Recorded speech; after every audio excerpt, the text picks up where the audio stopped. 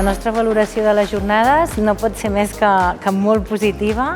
Ha sigut una nova oportunitat per trobar-nos, i aquest cop així presencialment, i amb persones tècniques dels municipis i persones que porten aquestes polítiques públiques de cures en els municipis, doncs totes aquí, perquè és una política que som corresponsables totes, la Generalitat i també els ens locals, que al final genera serveis de cures infantils, cangurs, casals, ludoteques, cangurs busos fins i tot, que generen drets, no? Dret a ser cuidades les persones més petites, dret al temps per les famílies, que vol dir sobretot a les dones, que és aquí encara s'adjudiquen les cures, i igualtat en el territori, igualtat de gènere, igualtat també entre la canalla i al final de tota la nostra societat. Molt motivadores per continuar en la feina que estem fent, que penso que és molt positiva i que s'ha de créixer encara més. Un lloc d'enriquiment, de treball conjunt i de perspectives de futur també a la vegada.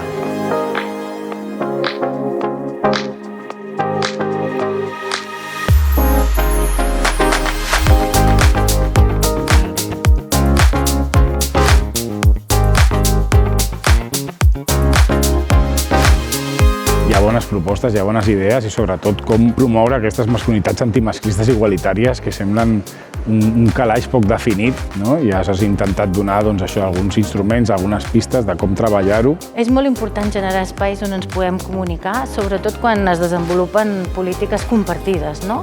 I aquesta també és una manera de treballar la política des d'un punt de vista feminista, en les que treballem juntes, que no ens deixem soles, no? Treballar amb sororitat i anar-nos acompanyant per aquesta transformació, no?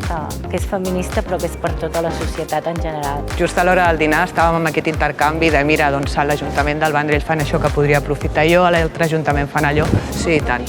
I si no, almenys per crear xarxa, perquè s'aconeguin i creïn xarxa. Aquestes jornades són necessàries a nivell territorial i a nivell de tot Catalunya, sí.